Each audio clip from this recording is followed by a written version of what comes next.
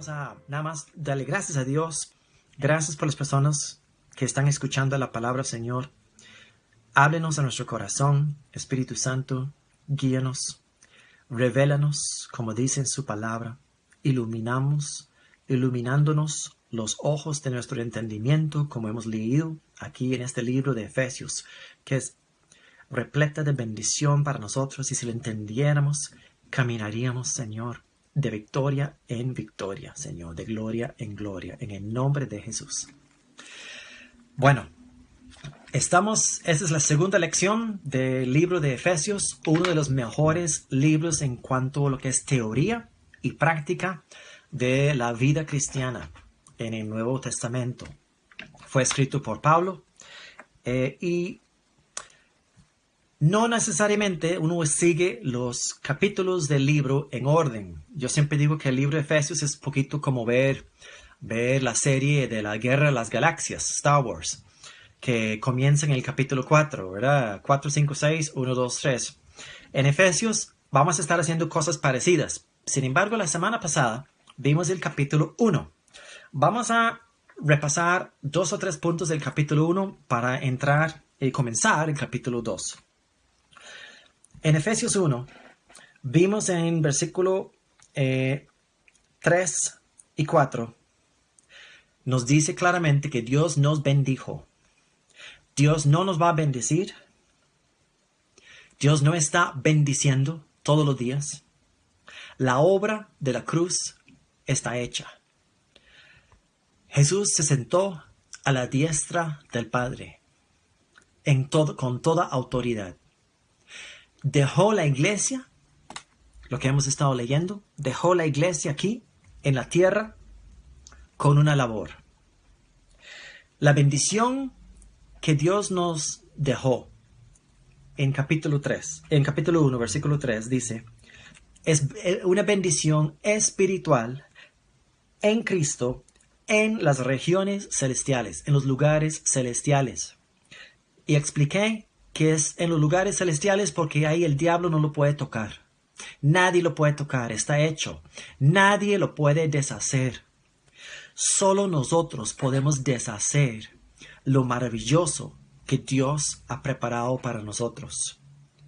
Y eso solo lo podríamos hacer con nuestra propia incredulidad, nuestra propia confesión negativa. Recordemos el poder que Jesús nos ha delegado en nosotros, su iglesia. Nos dio la administración de la tierra. La iglesia es la que se manifieste y la que administra ahora planeta Tierra. Vimos que la bendición es espiritual porque todo nace en lo espiritual. Dios es espíritu, pero Dios habla y sus palabras se hacen y provocan que las cosas suceden en lo natural, en lo físico. Nos creó a nosotros con la misma naturaleza que Él. Vemos en la creación, vimos en Génesis 1, que Dios creó a Adán y Eva a semejanza y naturaleza de Él. Pero conocemos muy bien la historia de Adán y Eva. Vino la serpiente. Y lo vamos a estar estudiando más como la serpiente. Es un enemigo, pero es un enemigo vencido, que no tiene poder. Solo tiene el poder que nosotros le damos. Muy importante y muy interesante ese punto. Vamos a estar hablando de eso más esta noche. Y en el versículo 4 dice, en amor nos predestinó para ser adoptados como hijos. Y hablamos de que muchas personas dicen, es que Dios es todopoderoso. Sí, Dios es todopoderoso. También el presidente de un país donde hay autocracia, el presidente es todopoderoso. Pero eso no quiere decir que todo el mundo le hace caso al presidente. Dios es todopoderoso, pero Él estableció leyes espirituales y de esas leyes espirituales se reflejan también en las leyes naturales. Entonces, Dios estableció que el ser humano es el que administra la tierra, es el que bendice o maldice su propia vida. Se debe cuidar muchísimo la boca. La palabra de Dios en Proverbios dice que la muerte y la vida están en poder de la lengua. Es muy importante hablar bien, bendecir, hablar bien acerca de tu vida, hablar bien sobre tu familia, hablar bien sobre tu trabajo y todas sus relaciones, hablar bien de tu economía, sus finanzas, hablar bien de tu salud. Esa es la clave. Eso es la llave de la gracia de Dios. Nosotros determinamos lo que vivimos. Es una gran responsabilidad.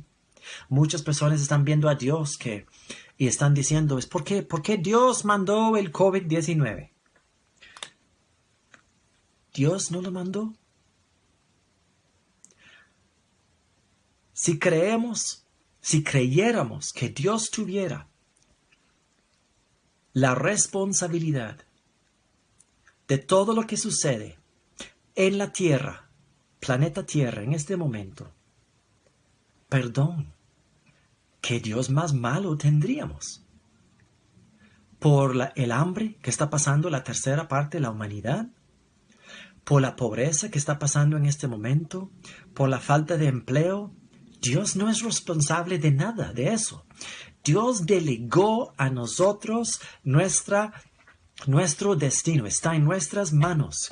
Y los que conocemos al Creador, los que hemos nacido de nuevo, los que tenemos espíritu en nosotros, somos sus hijos, sus hijas. Nosotros debemos conocer nuestros derechos como hijos y las promesas que Él nos ha otorgado. Nos dio poder.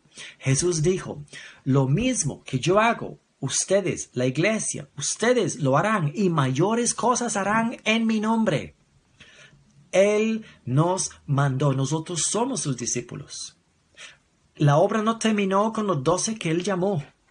La obra sigue y nos toca a nosotros repartir las buenas nuevas. Ese es el significado de evangelio. Buenas nuevas, buenas noticias.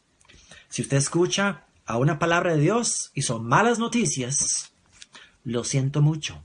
Eso no es el significado de la palabra evangelio. Para los que creemos, las buenas noticias son buenísimas. Son excelentes. Vamos a seguir. También vimos de que Él nos predestinó. Ahora, eso no quiere decir que Dios escogió quién se va a salvar y quién no se va a salvar y quién es su hijo y quién no es su hijo. No. La palabra no se contradice. La palabra es muy clara. Habla acerca de que tenemos libertad. Cada ser humano tiene libertad a escoger la vida en Cristo, de nacer de nuevo. Cada uno tiene libertad de nacer de nuevo. ¿Y cuál es la predestinación entonces bíblica? Porque hay una bíblica y hay otra que es que algunas personas están predestinados a ir a un infierno, otras personas están predestinados a ir al cielo. Eso no enseña la palabra de Dios. La palabra enseña, los predestinó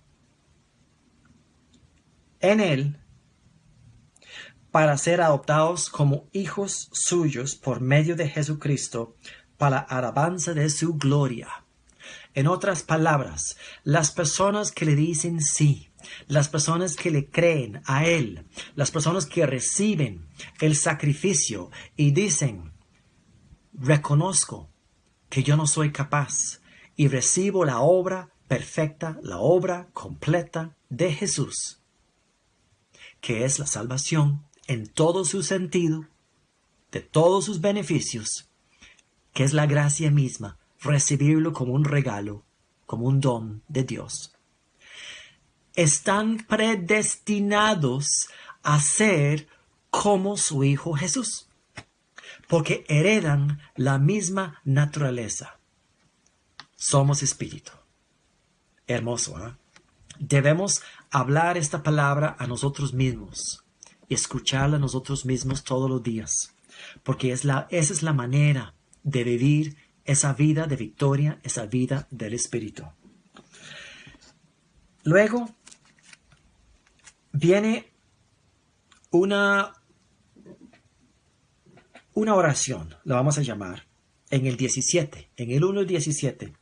Pido que el Dios de nuestro Señor Jesucristo, el Padre glorioso, les dé el espíritu de sabiduría y de revelación para que lo conozcan mejor. Recuerde que la vida eterna, según Jesús, ¿qué es la vida eterna? Es que te conocen a ti, hablando de su Padre, Padre Dios, que te conozcan a ti y a su Hijo unigénito. Amén. La vida eterna es conocer el Hijo, porque al conocer el Hijo, conocer la gloria del Hijo, nos parecemos más y más a Él, porque no es un esfuerzo, es un regalo. Nos la dio el sacrificio perfecto. Entonces, vamos a pasarnos al último versículo del capítulo 1, en este rápido repaso del capítulo 1. En el 22, Dios sometió todas las cosas al dominio de Cristo y lo dio como cabeza de todo a la iglesia. Esta, que es su cuerpo, es la plenitud de aquel que lo llena todo por completo. La iglesia de Cristo es el cuerpo. Él es la cabeza, nosotros somos el cuerpo, somos uno. Y eso es lo que vamos a estar leyendo hoy, en el capítulo 2. Somos uno en Él. Vamos a comenzar el capítulo 2.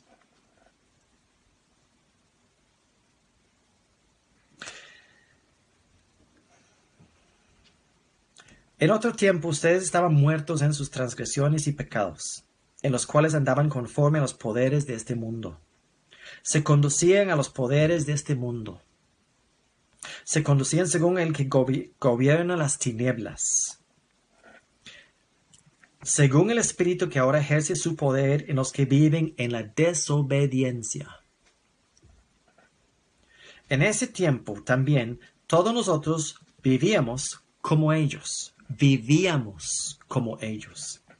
impulsados por nuestros deseos pecaminosos, siguiendo nuestra propia voluntad y nuestros propósitos. Como los demás, éramos por naturaleza objetos de la ira de Dios.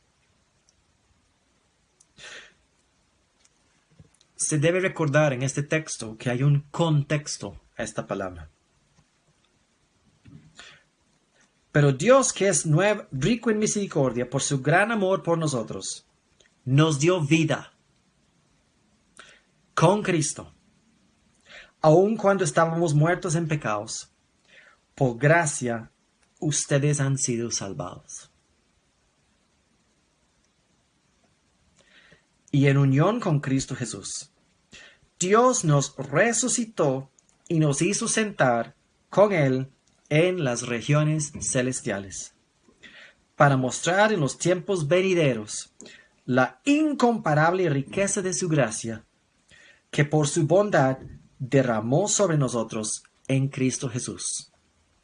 De nuevo, en el 2:8, porque por gracia ustedes han sido salvados mediante la fe. Esto no procede de ustedes, sino que es el regalo de Dios. Esta palabra es tan rica, hay tanta verdad, cosas que el mismo Pablo se refiere a esta palabra como el misterio, secretos o el misterio de Cristo. Vamos a desmenuzarlo un poquito.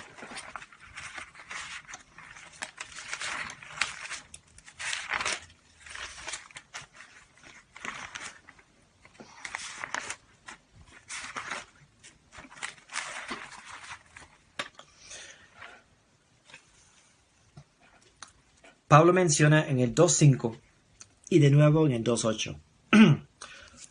Porque por gracia ustedes han sido salvados mediante la fe. Recordemos que en el capítulo 1 él habla del conocimiento, el entendimiento. Si yo le deposito a usted $1,000,000 en su cuenta bancaria, pero no le digo nada, de nada le beneficia a usted. A menos que usted vaya al banco un día y pida un estado de cuenta y ve el saldo. Y más de un hermano está viendo en este momento y dice, amén hermano, yo recibo ese $1,000,000. Pues recíbelo. Es lo mismo con la gracia de Dios. Dios, desde el principio, desde que introdujo la ley en la tierra con Moisés en el viejo pacto, Dios sabía que el hombre es incapaz de cumplir. Con solo hacer un esfuerzo, con solo decirle, por decirlo a un niño, decirle, no puedes hacer eso, se convierte en algo más atractivo al niño hacerlo. Resulta que es lo mismo con el ser humano. El plan de Dios nunca fue introducir la ley. Dios pidió al pueblo, él sabía que iban a escoger distanciarse de él, el pueblo de Israel. Él sabía que iban a decir, no, hable con tu siervo Moisés. Nosotros estamos tranquilos, queremos distanciarnos, tenemos temor de ti. Parafraseando lo que pasó en el Éxodo. Dios siempre quería una relación de cercanía con su pueblo. Pero la meta, el objetivo principal para Dios era crear una familia. Lo más hermoso de todo. Y en una familia, los hijos tienen el mismo ADN que los padres. Increíble. Lo que sucede en lo natural también sucede en lo espiritual. Dios quería una familia. Y lo que leímos aquí es la manera de que lo ha hecho. Por gracia, ustedes son salvos. Por gracia, ustedes, mediante la fe, entran en la familia de Dios. Nos cambió de apellido. Noticia para sus padres, pero usted ya no es del apellido que usted creía. Ahora tenemos un apellido nuevo que ni siquiera lo conocemos, porque el Creador, el Alfa y la Omega, no sé cuál es su apellido. De hecho, nadie conoce su nombre, el nombre que se refiere al Padre, pero conocemos el nombre del Hijo. Tenemos un hermano mayor. Nuestro hermano mayor se llama Jesús. Jesucristo, el Mesías, el Dios hombre, el mediador del pacto. Y lo que revela aquí, en el capítulo 2, es lo siguiente. Nos dio vida. Es una vida nueva. Es una vida espiritual y nos aclara cómo es. Dice, cuando estábamos muertos, aunque estuvimos caminando, anduvimos como, podríamos decir que las películas de los zombies no es nada nuevo. La película de los zombies es más bien una idea robada de la palabra de Dios, porque el ser humano sin el Espíritu de Dios es como un zombie. Es un ser vivo, pero a la vez muerto, porque no tiene espíritu vivificado. Entonces, ustedes han sido salvados y en unión con Jesucristo. Estamos en unión con Jesucristo. Y vamos a hablar de eso hoy, la maravilla de esto. Pero vamos a ver el proceso en los minutos que siguen. Nos resucitó. Hay una maravilla aquí.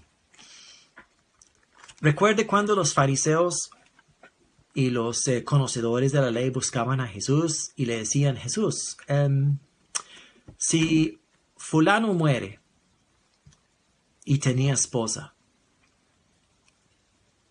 y se casó, no sé, varias veces. ¿Quién es la esposa? Jesús fue muy claro. En lo espiritual no hay casamiento, no hay matrimonio. ¿En serio? Como lo reconocemos nosotros, no. Pero Jesús se refiere a sí mismo. Él es el novio. Recuerde que él habló a los de la ley y él les explicó de que si un hombre muere, ¿verdad que su esposa está libre para casarse de nuevo? Sí. ¿Qué pasó entre Jesús y el judaísmo? ¿Qué pasó?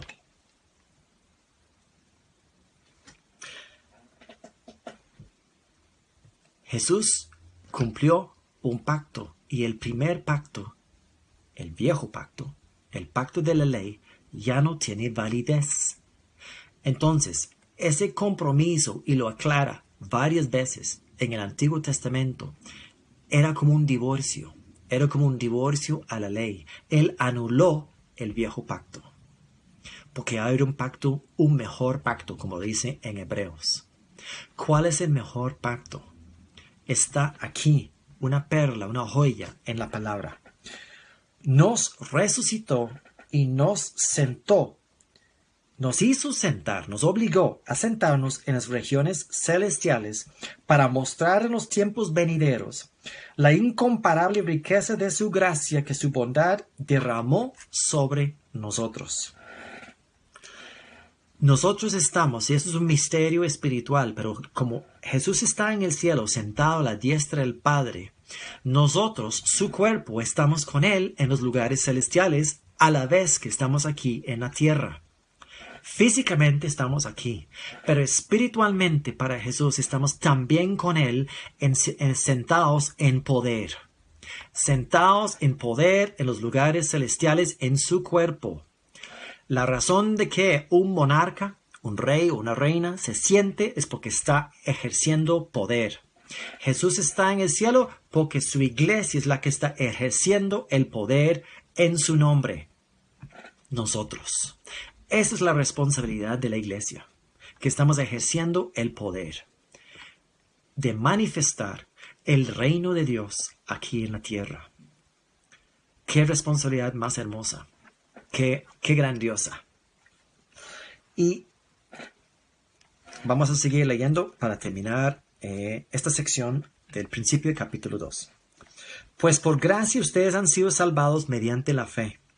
Esto no procede de ustedes, sino que es el regalo de Dios, no por obras, para que nadie se jacte. Porque somos hechura de Dios, creados en Cristo Jesús. ¿Oyeron?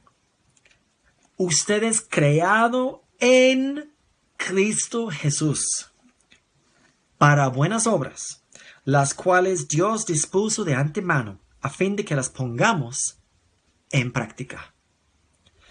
Nosotros estamos creados para buenas obras, pero lo que debemos tener mucho cuidado cuando leemos, ahora vamos a pasar al capítulo 4. Yo les dije que era como una novela de Guerra de las Galaxias, ¿verdad? Vamos a ir de capítulo, brincando capítulos. Que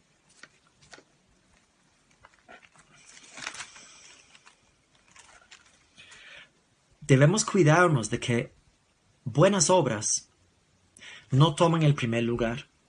Porque cuando creemos que nuestro desempeño es lo que nos hace merecedores de algo, estamos cayendo en un sistema de recompensa.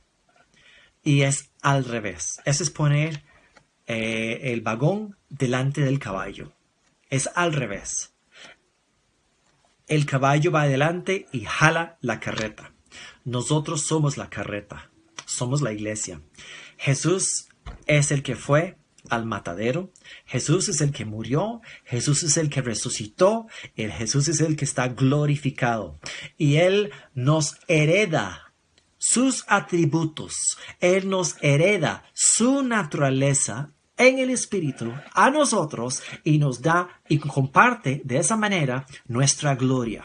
Su gloria en nosotros, espiritual. Pero nosotros nos toca manifestarlo aquí en lo natural. Hermoso. Entonces, las buenas obras son un resultado de lo que estoy creyendo. Porque todo lo que se hace por fe y para fe es lo que agrada a Dios.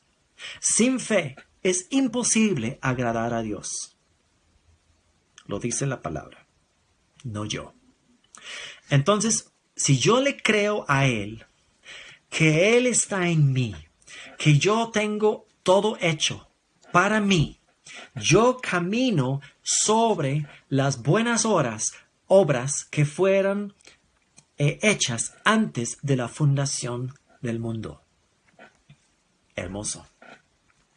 Vamos a leer en el capítulo 4 acerca de la responsabilidad de la iglesia.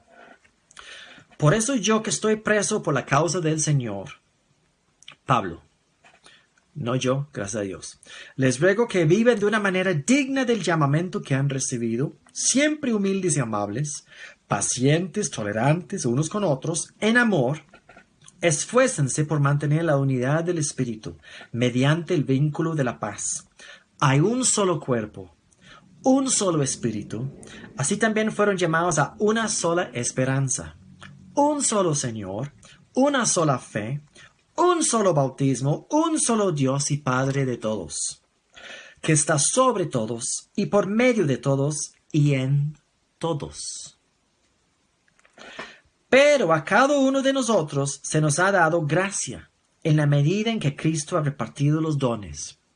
Por esto dice, cuando ascendió a lo alto, se llevó consigo a los cautivos y dio dones a los hombres. ¿Qué quiere decir eso de que ascendió? Sino que también descendió a las partes bajas, o sea, a la tierra. Si Jesús bajó primero para luego subir. Él mismo constituyó a unos apóstoles, a otros profetas, a otros evangelistas, a otros pastores y maestros. Aquí está la clave. A fin de capacitar al pueblo de Dios. ¿Cuál es el propósito del ministerio? Que podemos cambiar la palabra ministerio por servicio. Capacitar el pueblo de Dios. Pero no solo eso. Para la obra de servicio. Ok. Un momentito. No solo los 5 ministerios son los que tienen que servir. Los ministerios están para capacitar a otros para que ellos también puedan servir. La responsabilidad del servicio es de todos, de toda la iglesia. ¿Cómo puede una iglesia servir mejor? Pongámoslo a nivel individual. ¿Cómo puede usted servir? No con obras sin entendimiento. Porque hemos visto en muchas iglesias las personas que quieren hacer buenas obras, pero no tienen el conocimiento, no están, como dice, tienen el ojo del entendimiento iluminado. Esas personas se queman, se cansan, se frustran, se defraudan de sus líderes porque se fijan en el hombre. La mejor manera de servir a Dios, a nuestro Dios, es aprender primero quiénes somos en Él. Es entender nuestra verdadera identidad. Sin identidad, el hombre no es nada. Pero cuando uno entiende su identidad, adquiere una responsabilidad. Porque la identidad va a traer consigo autoridad. La autoridad del Hijo. El Hijo tiene autoridad. La autoridad trae responsabilidad para los demás. Porque yo no puedo recibir esta gracia, no puedo recibir este don de Dios, este sacrificio maravilloso, saber que soy libre de la enfermedad, que yo fui creado sano, que yo fui creado próspero, de buenas relaciones, que fui creado con una nueva naturaleza, porque no he nacido solo de hombre y mujer, sino he nacido en el Espíritu, segundo de Corintios 5:17. Vida nueva, lo pasado ya pasó. He aquí, todos somos hechos nuevos en Él. Entonces, al conocer esta verdad, yo crezco en mi conocimiento y reconozco mi verdadera identidad.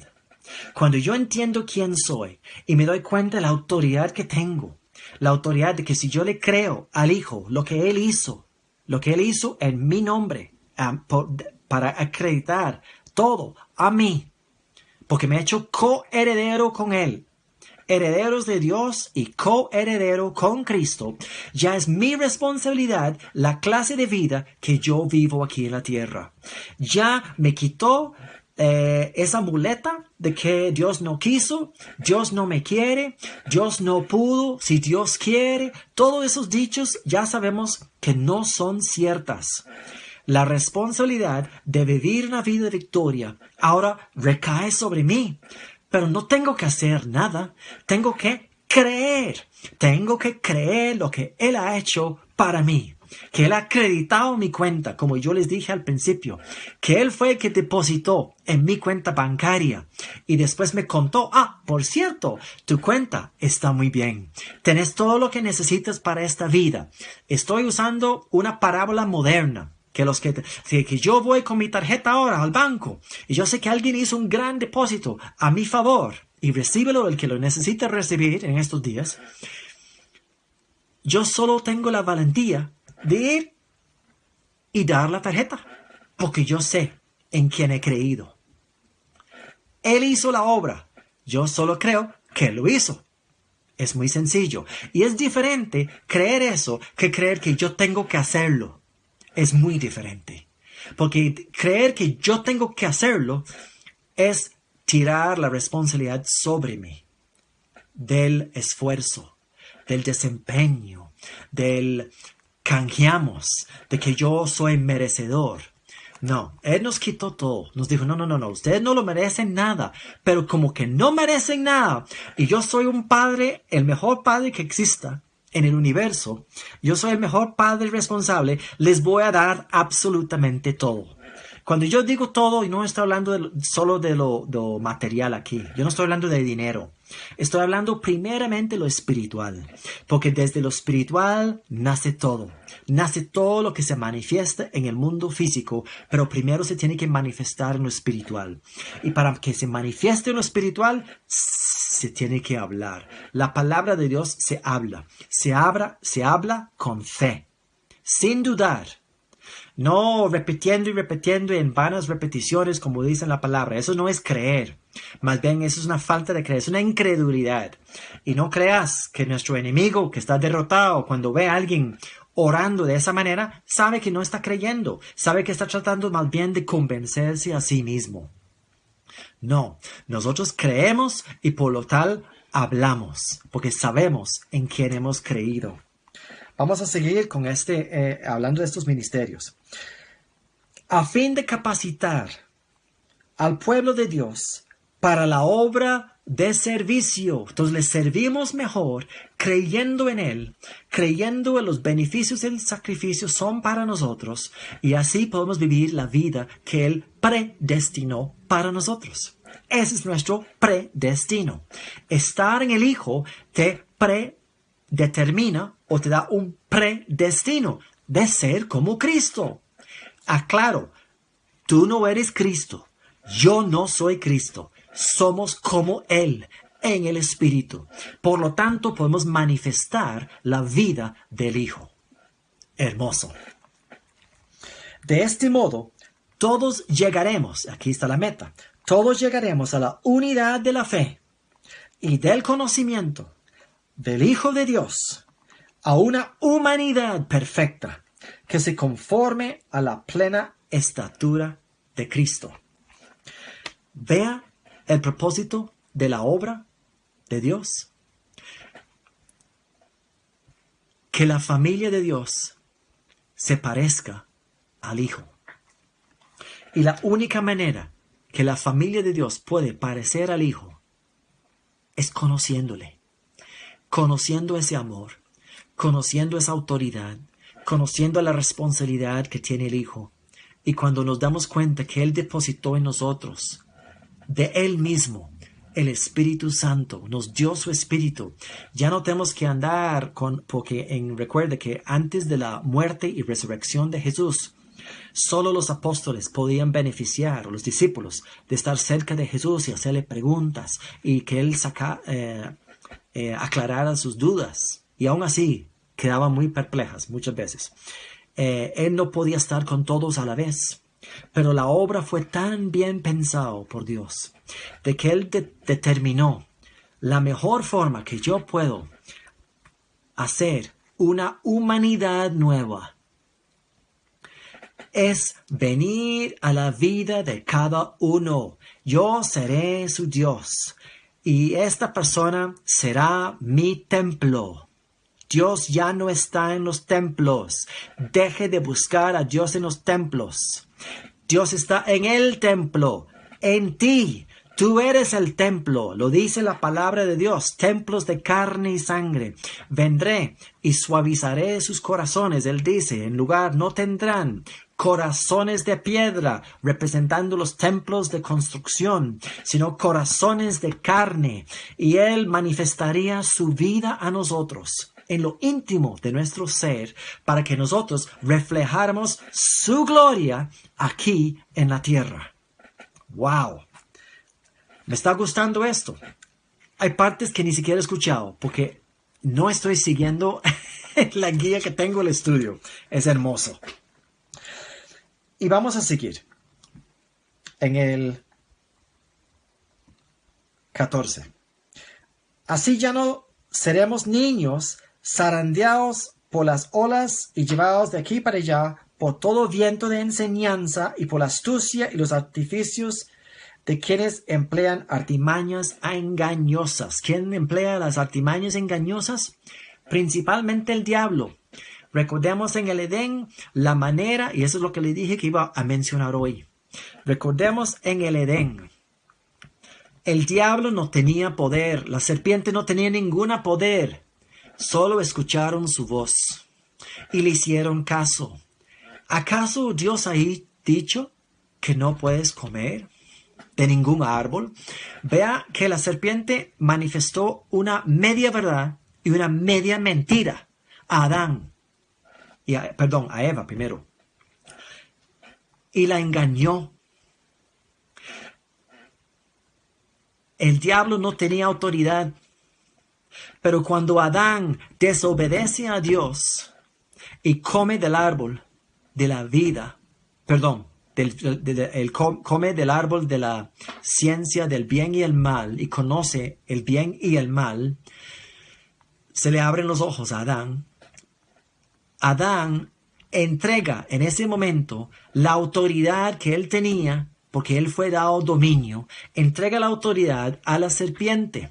Pero Cristo viene, Cristo aplasta la serpiente, Cristo resucita, rescata las llaves del Hades, de la muerte, y Cristo dice, ok, aquí estoy resucitado, he recuperado la autoridad que le correspondía al hombre. Cuando digo hombre, quiero decir la humanidad, hombres y mujeres, y al resucitar, nos hace capaces a nosotros a recibir esa misma autoridad a través del mensaje. Esas son las buenas nuevas. Que Cristo nos manda su Espíritu y nos da la identidad de la familia de Dios. Nos convertimos en sus hijos. Si le creemos que Él es capaz, y Él fue capaz de hacer todo, y acreditarnos a nosotros con su sacrificio, nosotros recibimos todos los beneficios porque somos semejantes a Él. No lo digo yo, lo dice la palabra de Dios. Entonces, recuperemos la autoridad en Cristo y reinamos, como dice en Romanos 5:17, reinamos en vida. Aleluya. Entonces, nos damos cuenta de que para nosotros, su iglesia, nosotros que hemos creído, la familia de Dios, el diablo no tiene ninguna autoridad. ¿Me están escuchando? No tiene autoridad. Nosotros somos la autoridad. Por lo tanto, la única manera que podemos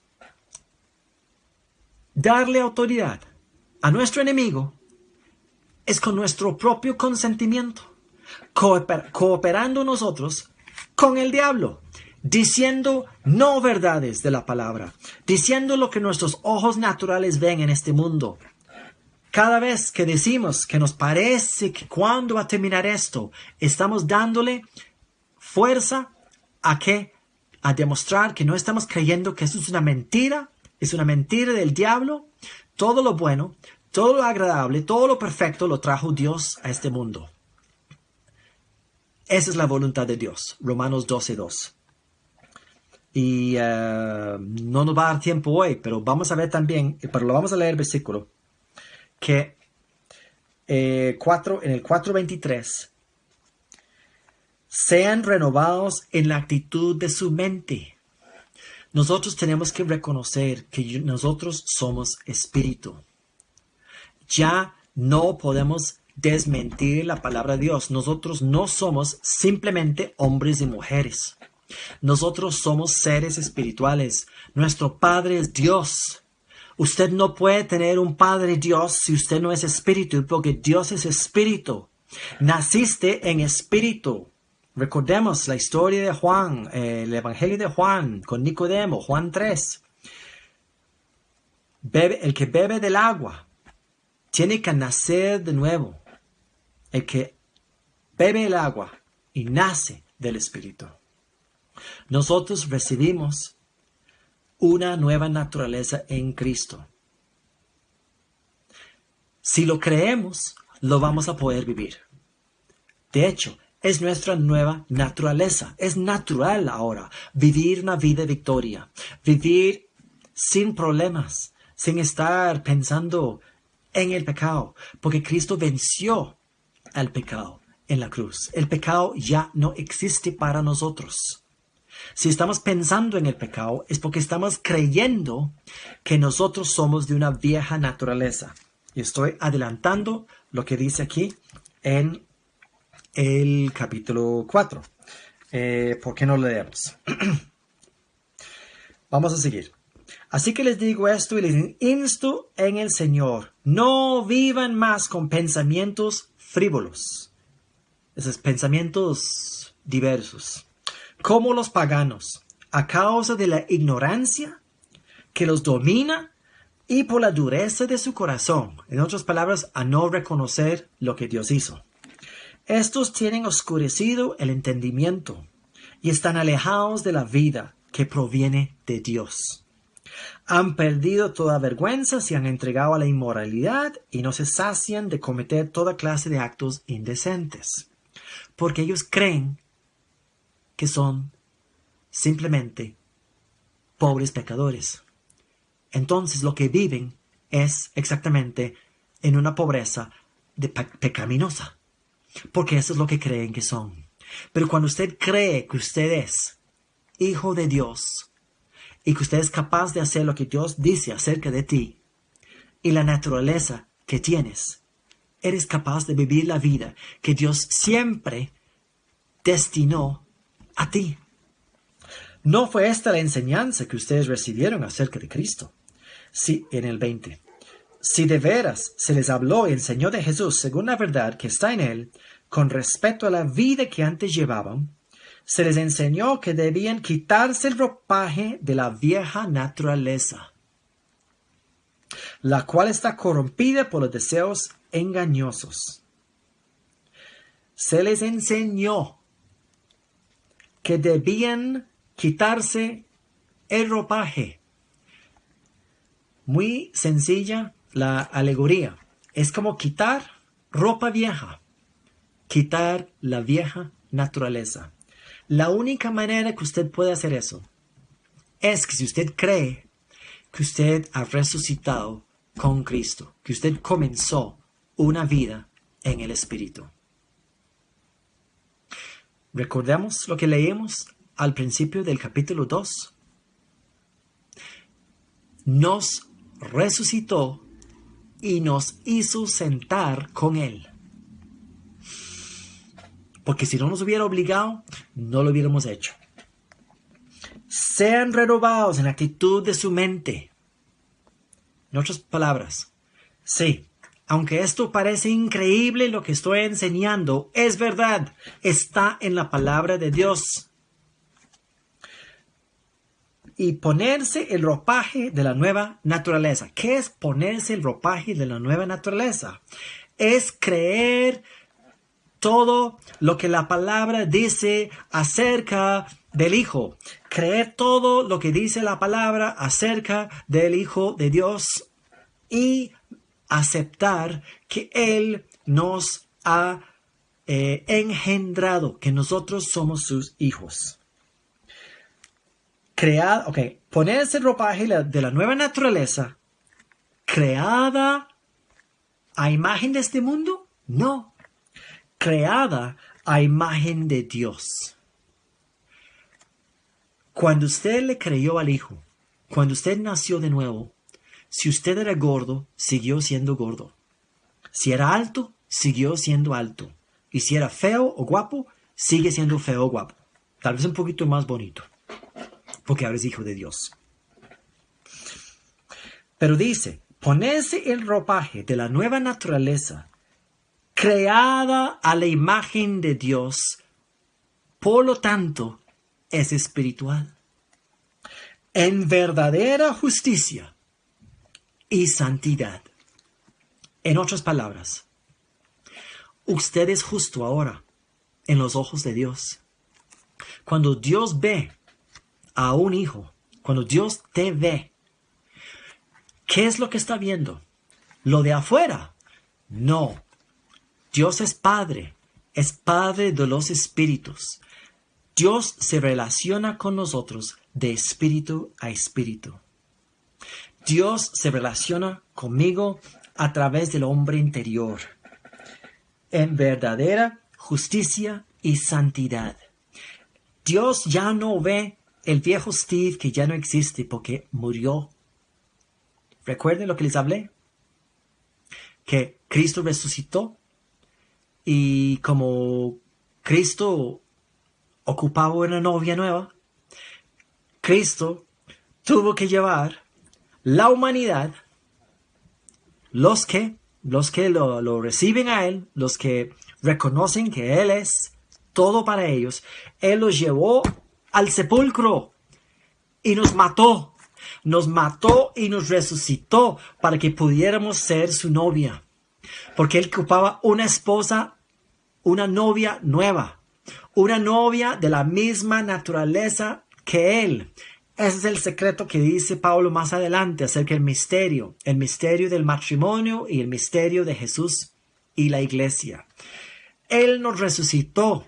Él tiene una novia nueva, porque ya no tiene la novia vieja, tiene la novia nueva, la novia espiritual. En verdadera justicia y santidad. Cuando Dios te ve la persona interior, Él ve tu espíritu y se relaciona contigo de espíritu a espíritu, pero mejor que eso, Él ve, si eres su hijo o su hija, Él ve el espíritu de su hijo en ti.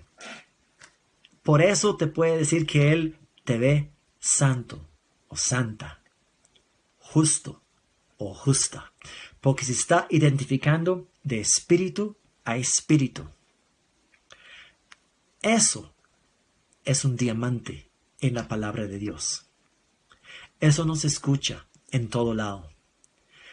Vamos a ver que en esta carta de Efesios se habla mucho de que no haga tal cosa, no haga tal. les voy a decir algo.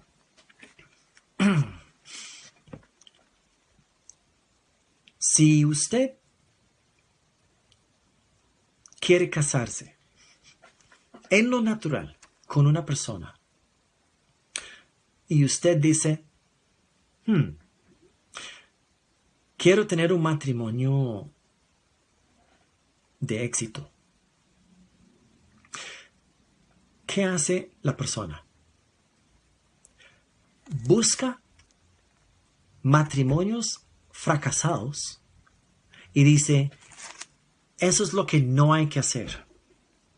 Un matrimonio fracasado es un matrimonio donde tal vez se gritan todo el tiempo, pelean y cosas peores que ni vamos a nombrar, hay infidelidad y usted dice, bueno, no voy a hacer eso, no voy a cometer infidelidad, no voy a gritar a mi pareja, entonces voy a tener un matrimonio ejemplar. No. La única cosa que le está enseñando eso es que no va a tener un matrimonio con esos atributos, pero no te garantiza un matrimonio de éxito, un matrimonio excelente. Si quieres tener un matrimonio excelente,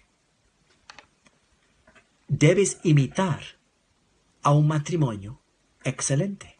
Tienes que saber qué hace un matrimonio excelente. ¿Qué hace un matrimonio excelente? Yo no sé por qué estoy hablando de esto hoy, pero obviamente hay personas escuchando y recíbenlo en el espíritu y digieren lo que les voy a hablar. Cristo es el novio y nosotros somos la novia. Y Pablo más adelante dice,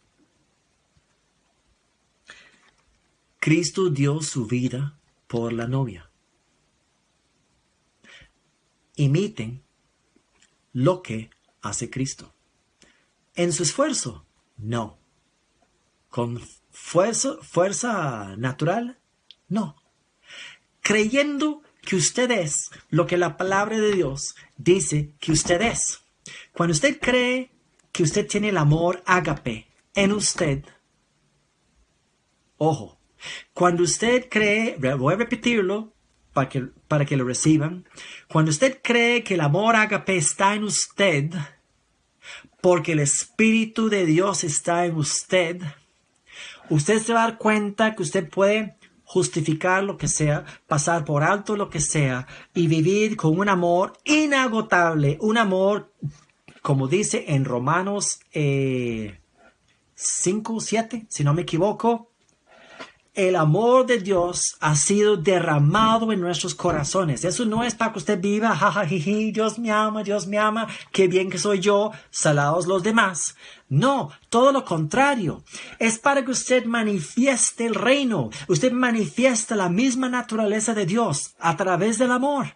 Que usted manifieste, usted solo puede manifestar la vida de Dios en dos formas. Está claro, está en las cartas de Juan. La única manera que puedes manifestar la vida de Dios en esta tierra es con tu autoridad, con el nombre de Jesús, hablando con poder y viendo que a través de tu fe en la obra completa de Jesús se manifieste lo que la palabra dice, lo que debe manifestar en la vida de los hijos de Dios y en el amor. Usted puede manifestar el amor de Dios porque el amor de Dios ha nacido en tu corazón. Ya no es con fuerzas personales propias. Entonces, les digo, esto ha sido una lección para mí hoy. Mi plan no era comenzar el capítulo 2. Comencé el 2 y terminé en el 4. Yo tengo bien claro que vamos a estar pasando del 2 al 4, del 3 al 5 o al 6. Vamos a estar brincando en el libro, pero la idea es que vamos a cubrir el libro de Efesios en las 2 semanas que faltan. Vamos a ver el libro completo en 4 semanas. Les recuerdo que la semana pasada vimos Efesios 1 y hoy vimos parte del Efesios 2 y Efesios 4. Y la próxima semana va a ser una sorpresa. va a ser lo que el Espíritu Santo trae de este libro, porque Él es el que decide las cosas. Pero recuerde, esa alegoría del matrimonio, todos los que están escuchando que están en parejas, recuerden, conocer la identidad es lo más importante. Saber quién eres, porque cuando sabes quién eres, ya sabes qué eres capaz de hacer. No por sus propios esfuerzos, sino porque el que está en ti. Confiar en el sacrificio, confiar en esas fuerzas, ese hombre interior o espíritu interior que nos dirige, que nos enseñe, que nos gobierne, que nos instruye para una vida victoriosa.